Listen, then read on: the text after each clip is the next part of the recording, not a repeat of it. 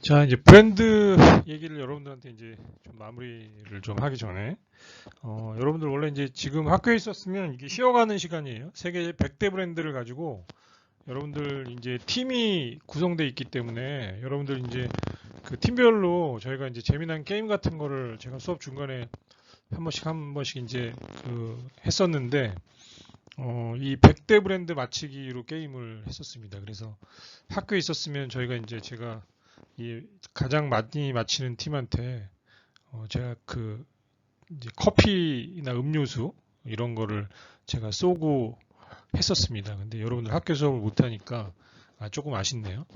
그래도 이거 그냥 지나가기보다는 여러분들한테 한번 이제 100대 브랜드에 대해서 한번 소개를 좀 드리고 그냥 한번 지나가면 여러분들이 흥미롭게 한번 관심 있게 보시면 좋을 것 같아요. 특히 여러분들 이제 외식 산업에 있으니까 세계 100대 브랜드 안에는 외식 산업은 뭐가 있는가? 그 다음에 우리가 생각하는 세계 10대 브랜드는 뭐냐? 이런 것들 한번 관심 있게 보시면 좋을 것 같다는 생각이 듭니다.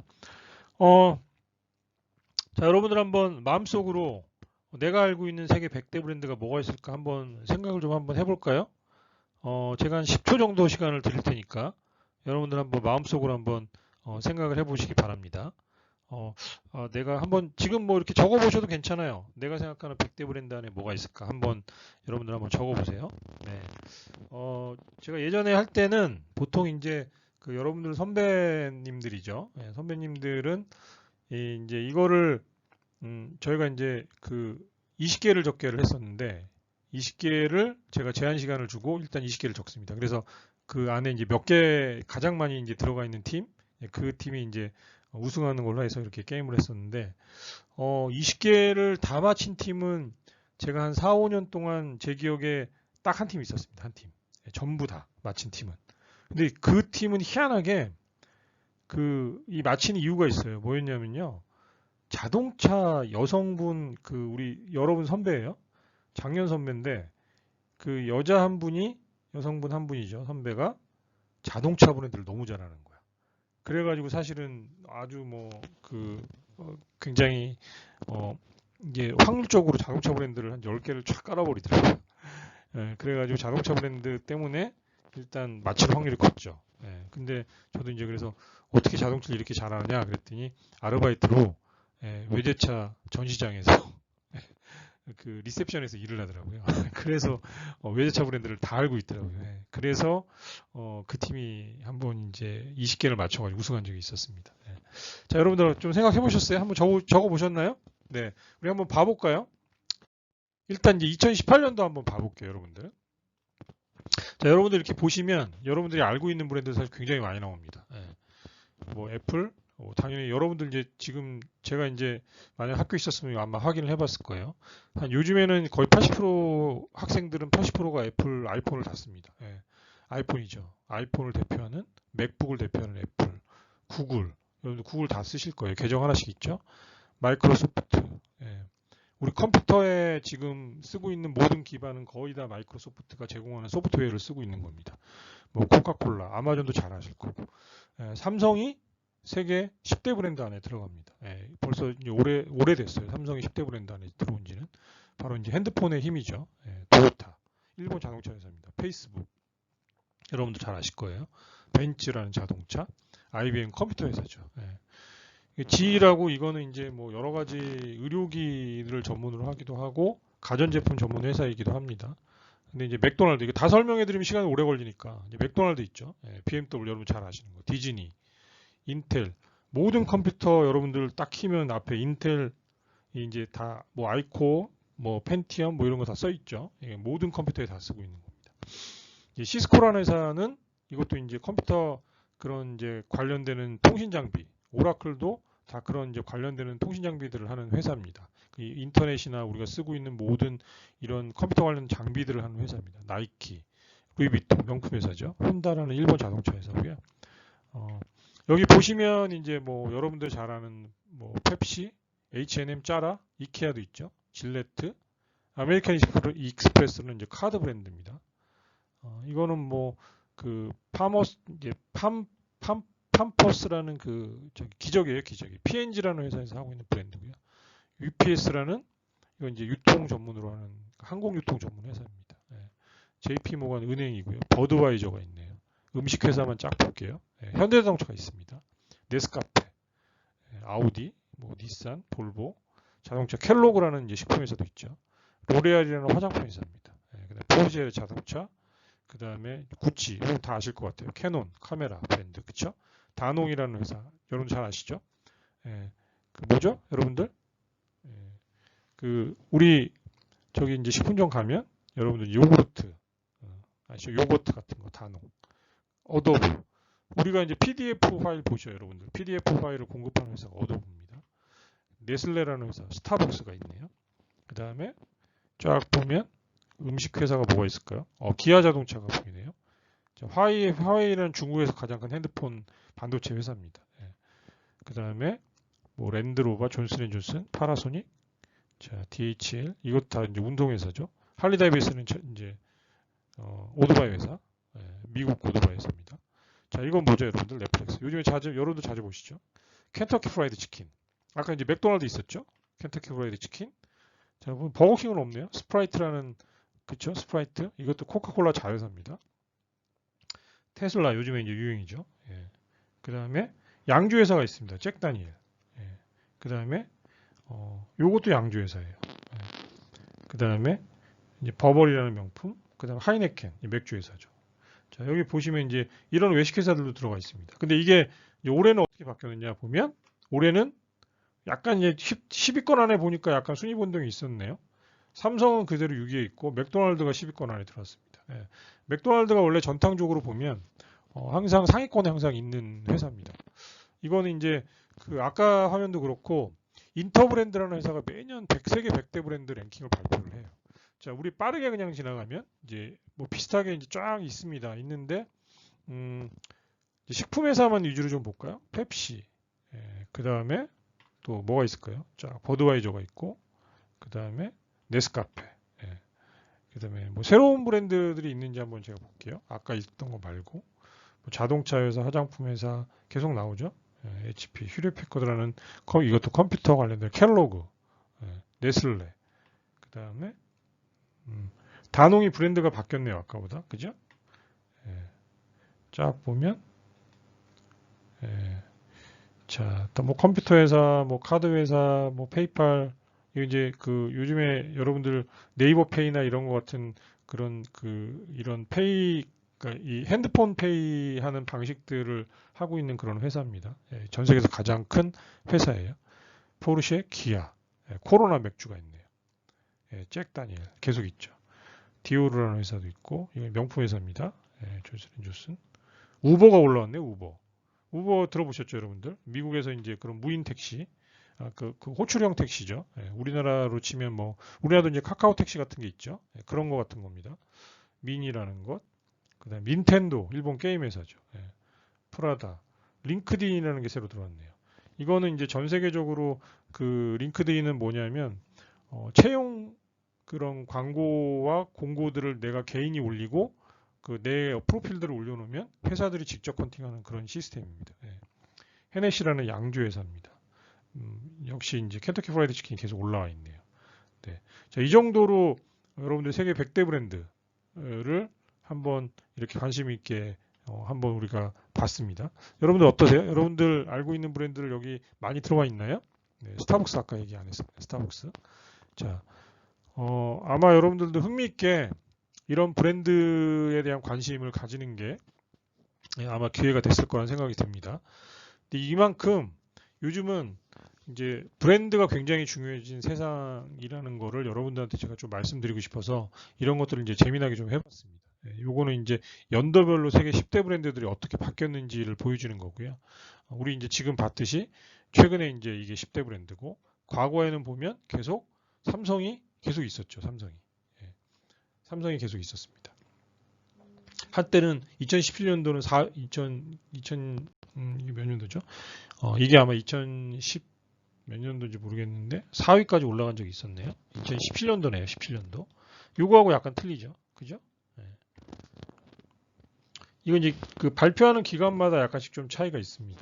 요거는 인터 브랜드라는 곳에서 발표하고 요거는 이제 다른 곳에서 또 발표하는 것입니다. 이게 텐센트나 알리바바 같은 게 들어가 있는 거 보니까 이건 알파벳이라는 이건 이제 또 그 회사인데 요게 그 구글의 모회사입니다. 구글의 모회사 알파벳이. 그래서 아마 이렇게 이런 브랜드들이 있다. 월마트라는 것도 여기 올라와 있네요. 예. 자, 이게 2020년도 최근 발표한 또 다른 회사의 이제 이거는 제가 알기로는 홍콩계 브랜드 회사에서 발표한 내용입니다. 그래서 홍콩계 브랜드에서 발표를 하면 이렇게 알리바바나 텐센트 같은 중국계 회사들이 올라와 있고요.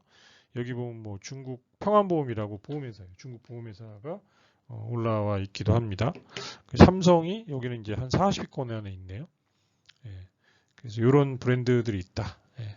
제가 여러분들한테 그 지금 이런 이제 브랜드에 대한 얘기를 잠깐 소개해드렸던 이유는 그 굉장히 앞으로도 이제 좀 여러분들이 그 이제 뭔가 우리가 창업을 작은 창업이든 어떤 창업이든 간에 이 브랜드를 통해서 고객들한테 보여주는 건 너무 중요합니다. 예.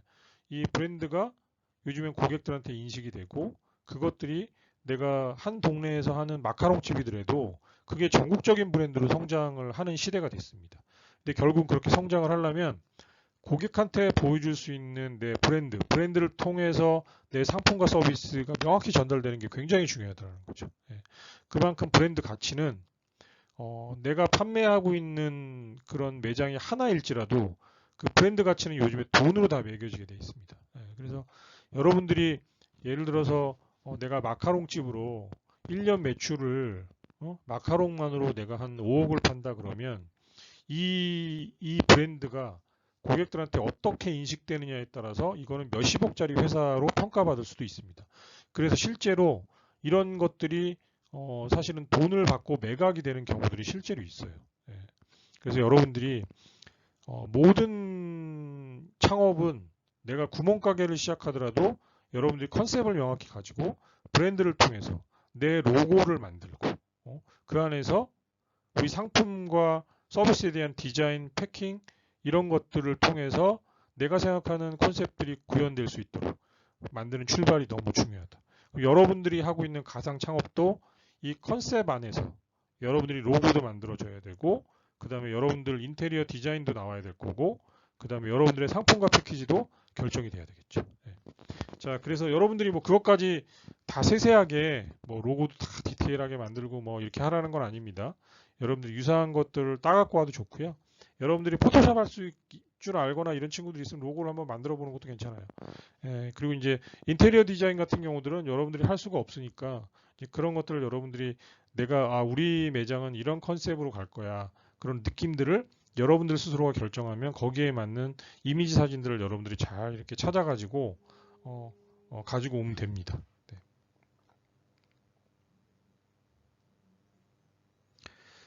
자, 그러면 일단 컨셉과 브랜드 디자인에 대해서는 여기까지 여러분들한테 설명을 좀 드리도록 하겠습니다.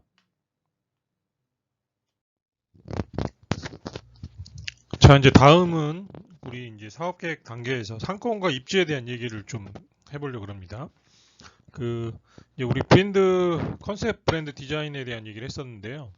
그거는 저희가 이제 그 레스토랑 디자인 부분 관련돼서 또 이어서 이제 계속 좀 얘기를 할 거고요. 이번에는 이제 상권과 입지에 대한 얘기를 좀 하고, 여러분들이 이제 지금 가상 창업 단계에서 여러분들이 내 매장이나 나의 어떤 내가 창업을 구현하고자 하는 곳에 어떤 오프라인 매장들을 이제 한번 우리가 생각을 해보면 그때 이제 상권과 입지를 어떻게 접근할 것인지 어떤 내용들을 가지고 좀 자세히 상권과 입지를 평가하고 들여다보고 어떤 조사를 통해서 나의 적절한 그 내 오프라인 매장의 후보지를 결정한 것인지 뭐 이런 것들을 좀 얘기를 해보도록 하겠습니다. 요즘에는 뭐 그 아이템에 따라서는 굳이 오프라인 뭐 매장에서 뭐 이렇게 그 영업을 굳이 할 필요가 없는 경우들도 여러 가지 아이템들이 있습니다. 그래서 뭐 그거는 좀 다른 얘기일 수 있고 일단 우리는 이제 외식업 관련되는 어떤 창업 안에서 여러분들이 매장을 내야 된다면 어느 곳에 매장을 낼 것이냐 이제 그것들을 한번 여러분들이 실제로 한번 그 가상창업의 주제를 가지고 여러분들이 접근할 수 있도록 그런 내용들을 좀 설명을 좀 드리도록 하겠습니다. 자, 일단 상권하고 입지를 구분하는 게 되게 중요하겠죠. 일단 상품 판매가 가능한 지역의 범위가 바로 상권이라고 우리가 얘기할 수 있습니다. 상권은 상품 판매가 가능한 지역적 범위라고 얘기를 하고요. 우리가 이제 바운더리라는 표현을 많이 씁니다. 그래서 이제 물리적 특성으로 이걸 설명을 하는데요. 특급 상권, 뭐 A급 상권, B급 상권, C급 상권, 뭐 이런 식으로 보통 얘기를 합니다. 그래서 특급 상권은 그 시내의 핵심 지겠죠. 주로 명동, 뭐 강남, 종로, 신촌, 뭐 이제 지금 홍대 이런 데들이 특급 상권이죠. 그다음에 A급 상권은 뭐 도심 상권, 역세권. 그다음에 B급 상권은 대학가, 오피스가, 아파트 단지, 뭐 이런 데들을 B급 상권이라고 할 수 있고요. C급 상권은 이제 우리가 말하는 주택가, 일반 주택가인 거죠. 그다음에 이런 것들을 또 1차 상권, 2차 상권, 3차 상권으로 또 구분해서도 설명을 할 수 있습니다. 이거 다시 한번 저희가 이제 설명을 할 거고요. 평가 기준에 따라서 반경 거리를 보통 두기도 합니다. 그래서 뭐 거리를 깃발을 꽂았을 때 내 매장을 중심으로 250m, 뭐 500m, 뭐 5km 뭐 이런 식으로 해가지고 평가 기준을 두기도 합니다. 또 이제 이런 것들을 구분할 때는 상권 분석 방법 안에서는 업종 경쟁력, 이 상권 안에서 얼마나 있느냐, 또 이 상권 안에 분포하고 있는 사람들의 구매력은 어떤가, 뭐 이런 것들을 평가해 볼 수가 있겠죠. 그래서 상권은 상품과 서비스가 판매 가능한 지역 범위라는 것. 자, 그러면 입지는 뭐냐? 입지는 내 가게가 들어가는 로케이션이죠. 그러니까 상권 내에 있는 내 점포의 위치가 바로 입지인 겁니다. 그래서 뭐 우리가 로케이션이라 그러기도 하고 포인트라고 얘기를 하기도 합니다. 그래서 이제 물리적 특성으로 설명을 할 때는 뭐 대로변이냐, 이면도로냐, 골목이냐, 뭐 코너냐, 뭐 이런 거에 따라서 물리적 특성들이 정해지고요. 평가 기준은 뭐 권리금이 얼마냐, 임대료가 얼마냐, 평당 단가가 얼마냐, 평당 임대료가 얼마냐, 뭐 관리비가 얼마냐, 뭐 이런 것들로 평가를 합니다. 그래 등급을 1급지냐, 2급지냐, 3급지냐에 따라서도 권리금, 임대료 뭐 이런 게 다 틀려지겠죠. 또 건물은 이제 어떤 건물이냐에 따라서도 임대료의 차이가 있을 거고요. 뭐 1층이냐, 2층이냐, 3층이냐에 따라서도 임대료의 차이는 있고 권리금의 차이도 다 있습니다. 분석 방법은 이제 점포 자체를 분석하는 게 제일 중요하고요. 그 다음에 여기에 유동인구, 통행량, 뭐 이런 것들이 이제 분석에 중요한 포인트가 됩니다. 그래서 판매를 위한 적합한 가게의 위치, 이게 입지다. 이렇게 생각하시면 될 것 같습니다. 자, 상권과 입지를 여러분들이 이제 분명히 좀 구분하셨을 거라는 생각이 들고, 자, 일단 상권하고 입지를 분석하는 단계별 접근 방법에 대해서 설명을 좀 드리도록 하겠습니다. 일단 여러분들이 죄송합니다. 제가 이제 물을 한 잔 마시느라고 이런 내용들이 좀 물 마시는 소리가 들어갔을 수도 있겠네요. 죄송합니다. 자, 상권 입지 분석을 이제 우리가 단계별로 접근하는 프로세스에 대해서 좀 설명을 드릴 텐데요. 자, 일단은 여러분들이 이제 내 매장을 어디다 열겠다라고 생각을 하면 바로 이제 이런 상권과 입지의 후보지를 선정하는 게 되게 중요하겠죠. 근데 이제 보통 한 군데만 선정하면 안 되고요. 여러분들이 가능성이 있는 지역을 여러 곳들을 볼 필요가 있고요. 그리고 내 주변에서만 살펴볼 필요는 없고, 뭐 내가 서울 경기권에서 창업을 하겠다 그러면 서울 경기권의 내 컨셉과 여러 가지들 내 아이템이 적절하게 잘 그 소비자들한테 어프로치 될 수 있는 그런 공간이 어디냐를 여러 가지 후보지를 놓고 여러 가지를 평가를 해본 다음에 정하는 게 좋습니다. 그래서 일단은 후보지 선정을 일단 한다. 그래서 1후보지, 2후보지, 3후보지 정도를 선정을 하고요. 그 입지 상권 내에 있는 지역 정보 조사를 해야 되겠죠. 그래서 다양한 여러 가지 조사들을 통해서 여러분들 상권 입지 분석표를 만들어 볼 필요가 있습니다. 이 분석표를 만드는 이유는요. 우리 이따 설명드릴 건데요. 분석표를 만들고 그 하나하나들을 여러분들이 평가해 볼 수 있어야지만 내가 좀 더 내가 원하는 그런 점포 입지를 찾아낼 수가 있습니다. 그래서 상권과 입지 분석표를 통해서 내 점포의 적절한 입지가 어딘지를 여러분들이 심층 분석을 해볼 필요가 있겠죠.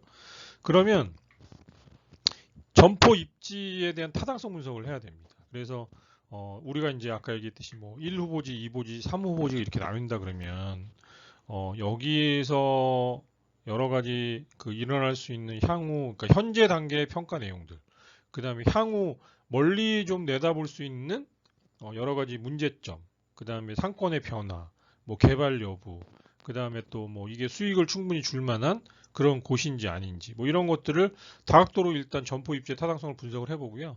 여기 안에서 사업성 분석을 이제 할 필요가 있겠죠. 그러면 이제 1후보지, 2후보지, 3후보지, 부보지 정도가 조사가 되면요. 그 안에 뭐가 있을 수 있을까요? 뭐 임대료, 내가 투자 비용도 있을 거고 그 투자 비용을 여기서 어떤 사업들을 어떻게 점거했을 때 그러면 수익성이 얼마나 날지 뭐 이런 것들이 이제 사업성 분석이 되겠죠. 그런 것들까지 총 그 여러 가지들을 고려를 해본 다음에 여기 이런 1후보지, 2후보지, 3후보지의 종합적인 평가를 통해서 여러분들이 최종 후보지를 정하고 점포 계약을 체결하는 것이 굉장히 중요하다. 이게 이제 아주 중요한 부분입니다. 제가 이제 그 여러분들이 이런 단계에 따라서 점포 계약을 뭐 이렇게 하는 분들도 있고요. 정말 많은 분들이요. 그냥 어떤 특정한 장소를 정해놓고 거기다 그냥 무조건 꼽혀가지고 거기다 내가 이걸 창업하겠다 그러는 분들이 의외로 굉장히 많습니다. 예, 제가 뭐 여러 군데 이제 그런 창업 관련되는 그 프로그램들 참여해 보면 그때 이제 막 강의 끝나고 나면 많은 분들이 질문을 하세요. 그때 이제 가장 많이 받는 질문이 뭐냐면요.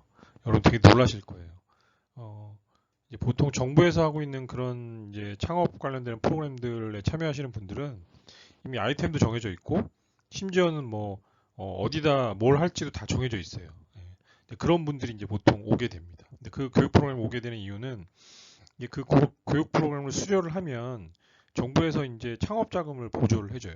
그걸 받는 게 주 목적이죠. 그러다 보니까 이미 이제 준비를 어느 정도 해놓고 오시는 분들이 많아요. 그러면 이제 끝나서 물어보는 가장 큰 질문이 뭐냐면요. 내가 여기다가 이거 하려고 그러는데 이거 잘 될까요? 이거 물어봐요. 예. 예, 그때 이제 제가 참 곤란합니다. 이제 왜 곤란하냐면 심지어는 점포 계약까지 하신 분도 되게 많아요. 근데 딱 들어보면 이분은 사업 초보야. 근데 이쪽 상권에다 만약 그런 아이템을 집어넣으면 제가 볼 때는 경쟁력이 별로 없다고 보는 거죠. 근데 중요한 거는 이제 사업자의 히스토리나 경력이나 이런 것들을 몇 가지 물어봅니다. 예, 물어보면 이분이 충분히 이제 그 안에서 뭔가 경쟁 있게 접근을 해나갈 수 있는지 없는지 이런 것들이 파악이 되고요. 그다음에 실제로는 뭐 더 큰 문제는 뭐냐면 이제 인건비의 기본 구조들이 많이 들어가는 곳들이 있어요. 그러니까 점포가 크고 그다음에 그 아이템을 실현해내기 위해서는 종업원도 많이 필요하고 기본적으로 거기 임대료도 높고 관리비도 높고 뭐 이런 것들 들어갑니다. 그러면 초기에 매출이 안 나오면 굉장히 큰 상황들, 힘든 상황들이 연출이 될 수 있거든요. 그래서 여러분들이 반드시 상권입지 분석을 통해서 이 점포 계약 체결 전에는 이런 다양한 분석과 사업성 분석을 반드시 통해서 점포 계약 체결을 하는 것이 중요하다. 이렇게 생각하시면 될 것 같습니다. 자, 그래서 이제 주요 체크 포인트를 한번 보겠습니다. 일단 상권 조사를 할 때는요. 상권 조사의 주요 분석 체크 포인트는 일단 통계 자료 차원에서 좀 볼 수가 있겠죠. 그러면 이제 인구, 이 주변 인구 분포, 주변에 어떤 세대들이 주로 분포하고 있는지, 주거 형태는 뭐지. 세대수는 이런 거예요. 1인 가구가 많냐, 뭐 3인 가구가 있냐, 4인 가구가 있느냐, 그 다음에 남자, 여자, 누가 많이 분포하느냐, 뭐 이런 것도 되게 중요하겠죠. 그 다음에 주거 형태, 뭐 아파트가 주로 있느냐, 단독주택이 주로 있느냐, 뭐 빌라가 주로 있느냐, 뭐 이런 것들 다세대 주택들이 주로 있느냐, 이런 거 되게 중요하겠죠. 상권 형태와 규모, 이런 건 뭐냐면 주간 상권, 주간에 사람들이 유동인구가 많아. 야간 상권, 야간에 주로 유동인구가 많아. 여기는 주간, 야간 다 사람들이 많이 지나다니는 곳이야. 여기는 주말에는 사람이 없어. 주중에만 사람이 있어. 이게 대표적인 게 뭐죠? 오피스가 이렇게 되겠죠. 야, 유동상권. 유동상권은 역세권 같은 걸 말하는 거죠. 아니면 시장상권. 항상 유동인구가 뭐 주간이건 야간이건 뭐 평일이건 뭐 주말이건 상관없이 많은 곳들을 말하는 것이죠. 자, 통행 인구를 조사할 필요가 있겠죠. 이 지역에서 주로 흐르고 있는 사람들의 연령대, 남자냐 여자냐, 20대가 많냐 30대가 많냐 이런 거죠. 자, 시간대와 요일별로는 언제 어떤 사람들이 가장 많이 왔다 갔다 하느냐, 통행의 성격이 뭐냐, 이 사람들이 여기 머무르면서 뭔가를 하는 통행객들이냐, 아니면 그냥 스쳐 지나가는 고객들이냐. 그 환승 지하철역 같은 데는 정말 그 통행 인구가 스쳐 지나가는 곳들이 굉장히 많습니다.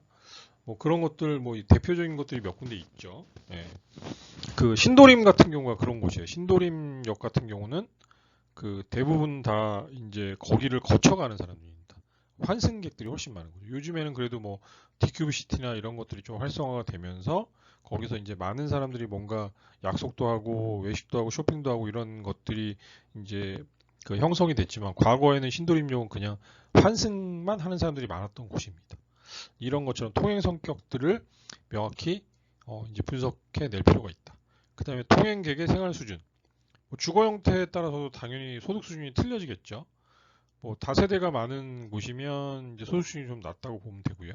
아파트가 많이 분포하고 있다 그러면 뭐 생활 수준이 좀 높다고 보시면 될 것 같아요. 뭐 이런 것들은 이제, 근데 이런 것들은 여러분들이 상권 분석 시스템들을 활용을 하면요, 뭐 그 안에 요즘에 이런 자료들을 많이 보여줍니다. 그래서 그거 이따 제가 잠깐 설명드릴게요.